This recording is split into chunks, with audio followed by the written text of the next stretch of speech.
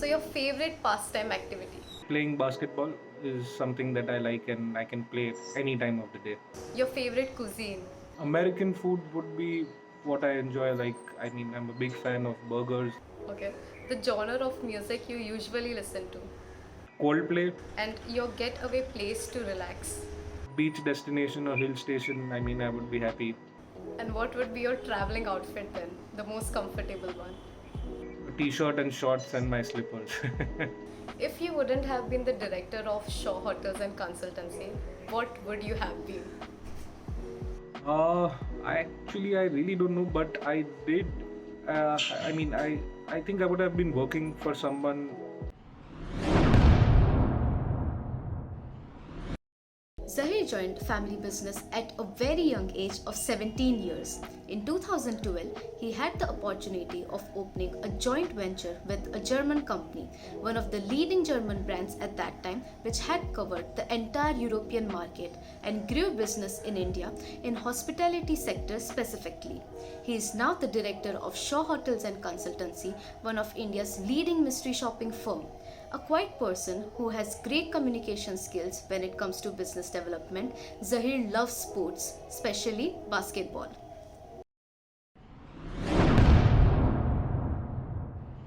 Hello everyone, this is Nafisa from Simply Body Talk and I welcome you all to our series of Non-Verbal Champion. In this series, we invite several guests from their walks of life to share how body language has helped them in their professional growth. And today, on this series, we have a very special guest, Mr. Zahir Ghani. Hi Mr. Zahir, it's a pleasure to have you on our show. Hi Nafisa, and thank you for making me a part of this show and inviting me to join you guys on this. So you have worked right from being a marketing head to now currently working as a director. Would you like to share your experiences on the same? Sure.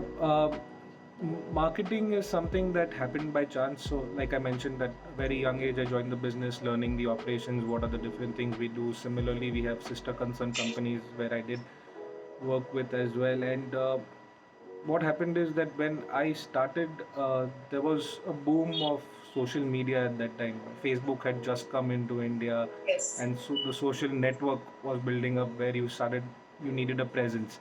So I would say, in terms of marketing, again, because I like technology and I was fascinated with what you can do, etc. I started understanding digital marketing and the digital space of it, and I started reading about it, learning on my own, exploring various things, and that is how I built it. Built that part of the marketing side.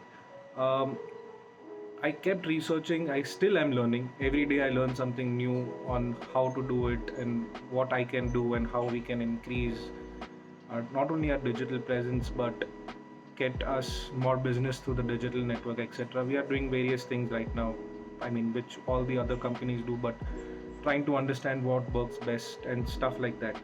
Um, then, building from there, I went ahead and then, like I said, business development was also something that I was interested in it, and it became a kind of an activity that went together. So whatever leads were generated online, I would start going and speaking out to them, start reaching out to people online. So that is how it went on, and that is what I am currently looking at in most of our companies. Okay. And how important is reading human behavior in the area of work that you do? Reading human behavior is quite important. I'll tell you a little more about our company. So we are a consulting company that does a lot of work in the field of customer experience. So when we do work in customer experience, we do various activities and services. One of our major services and major business is mystery shopping. So just for our audience to understand what mystery shopping is that basically there are companies who want to know the level of service that is being handed out to their guests or customers that come in, and whether whatever they have implemented in terms of the experience factors are being followed by their staff, not being followed, stuff like that. So that is where companies like us come in, where we do mystery audits, that is send real customers to their locations to ensure if this is happening or no. Similarly, though mystery audit is a big part of our business, we do a lot of other work. We do training. Again, we do training from right from soft skills to sales to upselling to tailor-made programs, etc. Like that. We do a lot of work in the field of customer experience. So we create entire customer experience blueprints for our clients where we say what is the entire experience, how does the walkthrough happen, what should happen at each level, what are the top line stuff like that, and we create their entire SOP manuals and hand it over to them as well. So that tomorrow when they hire people in those key positions, they can just share these manuals and people know exactly what is to be done, what are the standards within the company. It is quite important, human behavior, and we do a lot of work on that. So it is very important for us to understand the staff's human behavior also, and also for the staff to understand the customer's human behavior. uh, so what we also do with our clients is we develop staged experiences as well for them. So we create these stage experiences for them, and we create these wow factors so that the customers can understand that this was a gesture that worked for them, make them feel good, etc., and stuff like that. So it's quite important for human behavior in our area of work today. Okay. And as already mentioned, Shaw Hotels and Consultancy is vividly known for mystery shopping. So, how important is reading body language here? So, like I mentioned, reading body language is very important. So, today our clients do want to know what exactly their staff did. So, when we create these checklists to do the mystery audits, where we sit with our clients and see what are their standards, what are their SOPs, and incorporate it into them. So, there are certain questions which always say that how was the staff's behavior? How was the staff's body language? Was it passive or was it actually receptive to the customer? So when you went up to the customer, how did the customer greet you? Was it too mechanical or was it actually a welcoming greeting, and how was the entire thing? So we do a lot of work to understand the body language. Simply Body Talk works with mystery shopping agencies to improve the customer experience and sales of the retail companies, hospitality industry, wellness sector, etc. We study how human communication can be improved by using the latest non-verbal science and different body language strategies. So the research that requires human reactions, how are they different from the other research? So let me give you an example, like calling a client. So let's say we did some work for a furniture store, an online furniture store, and where we asked them to call back the clients and take feedback, etc., and ask them what went wrong, if something has gone wrong, etc. So going that little extra mile, though nothing has gone wrong, also to call them up and ask them and just have a chat with them, making them feel good. This research is different, where you have more interaction, more this. Your traditional market research would be just a dipstick to understand is this happening, not happening, or what is this about the market and stuff like that. But the research that we do in terms of the customer experience, etc., needs to understand body language a little more in detail, and that is what we are doing through our various services and stuff like that. Perfect. Would you say that mystery shopping has evolved over the years as technology has become more and more advanced? Yes, mystery shopping has evolved. So, in fact, we were one of the first Indian companies to start mystery shopping in India. And at that time, mystery shopping was very different. So, today there are dashboards, there are tools, there is stuff. I mean, it's all gone onto technology. But when we started out, it was purely on Excel, where people used to manually sit and put in data saying that did this happen, it was a yes or a no, and then manually putting it in and then collating that data. So imagine there is a brand with say 1,000 locations. You have 1,000 Excel sheets to fill. Then you have to collate that data for 1,000 locations. Now the client wants to know one particular thing about all these 1,000 locations. So you have to manually do it. Sit and derive. Exactly. Oh my So God. let the question be, were you greeted at the entrance for these 1,000 stores? And there was no tech at that time. So you had to literally go through 1,000 sheets saying how many times it happened and how many times it did not happen. Or create those kind of backup sheets where the data gets picked up automatically. But it was very tedious and a manual experience. But later on, there were a lot of tools, a lot of tech innovation that came in, making it basically seamless. So today, mystery shopping in terms of technology has gone ahead in leaps and bounds. So today we can do anything and everything from our from our mobile phone to any tablet device to a PC, etc. Everything is cloud based. You can access it from anywhere, anytime, including the tech that is available to shoppers today is, I mean, quite crazy. They have uh, hidden camera softwares and this and that and uh, recording softwares. There is a lot of tech available, but I still feel there is a lot of innovation still left. There are many ideas that we as a company are also toying with. Um, there are things that no one is doing, and we are right now trying to explore, which is through WhatsApp. And we are trying to get WhatsApp into the field in a very big way. So we are still trying to work it out. Um, I mean, I think we are on the brink of figuring it out and how it would work and stuff like that. There is also a lot of opportunity for other things in terms of crowdsourcing and a lot more.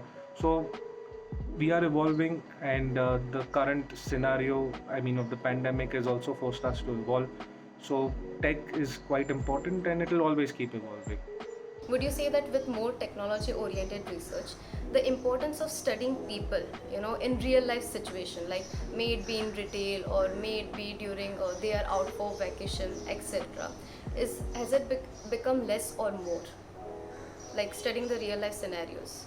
It is clearly is more important to study the real life scenarios. You have to do that, though there is tech, etc., because I mean, human element cannot be ignored. Like I mentioned, we always want to understand what it is, and like through your uh, programs, etc., also what we've understood. Like there was that quiz that happened once where you asked us to look at a photo and said what is wrong with this, where everyone went with different answers, but the easiest answer was that look at the customer's legs. He's pointing in a direction that he's already made up his mind to move out of the store or move out of that section. So understanding human behavior is still very important. While technology does capture the behavioral aspects, etc., I don't think that it is that far ahead right now to do it more than a person can do and understand the real interaction. Yes, there is AI, etc., but from what I understand, that AI also has to learn and has to adapt. So it is a process that takes time for that AI to learn, adapt, etc., and it would be a couple of years by the time you do it. But it would be easier to get an actual human to interact and do the human interaction, which would be different. So there would be a different scenario that actually pops up. The AI might have not thought of those kind of scenarios as well.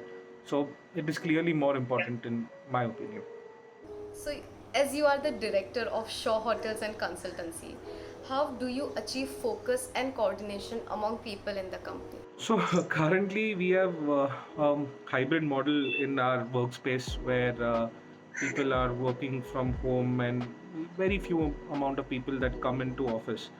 Uh, it does get little tough at times where we have to coordinate with people. So we use tools like WhatsApp when they're not available on phone, etc., and stuff like that. We also have people who work on different projects. Various subgroups are created so that there is always coordination with them, etc. So what we focus on and do is that we ensure that all our clients get timely deliveries, because it is something very important in our field. Because if something has happened and it has been pointed out as a gap in the mystery audit or in the area of the audit, it is very important for the customer know in real time or the timeline that has been set so that they can take action against it. So we pride ourselves on always giving our focus being timely deliveries and the data being extremely accurate. So today our clients never have an issue with us in terms of data being inaccurate or anything like that, because we always work towards that, and our team is quite focused, and I mean our senior team runs the focus perfectly. So, as we are approaching towards the end, I would like to invite you to a short activity which we are going to do here. Sure. I'll be saying the first half of the statement, and you have to complete the whole statement and without giving it a thought. So, it's the first thing which comes in your mind, and you'll Sure. be speaking. Perfect? So, you do not get time to think. Let's go. Okay. I wish to. I wish to travel at the moment, yeah. The first thought after I woke up. Work that I have to do. Okay. I want to start. is a new business, so that is on my mind. I have never been. To Japan, Time is. time is money. Today has been. Today has been a really great day, and I'm happy. Okay, that's great. Reading is. Tedious for me, but I've started reading a lot now. I've made it a point that I start reading. I started my day with. Actually, greeting my daughter with good morning. You seem very close to her, right? Yes, I mean, since schools have shut down, So, last, some words which you would like to share with our audience as inspiration. I would like to say that never give up, keep trying. That is my motto when it comes to anything. So I do try many things, but even when it doesn't work out, I keep trying till I figure it out, and I mean figure a way out of it as well. So that is something that I would like to leave everyone with. Never give up and keep trying. Okay, so thank you so much, Mr. Zahir, for your time and for this amazing interview. Audience, I hope you have really enjoyed, and if you would like to know more, go on our channel Simply Body Talk, like, subscribe and view other NVC posts, non-verbal champions, which are already there. Thank you once again, Mr. Zahir.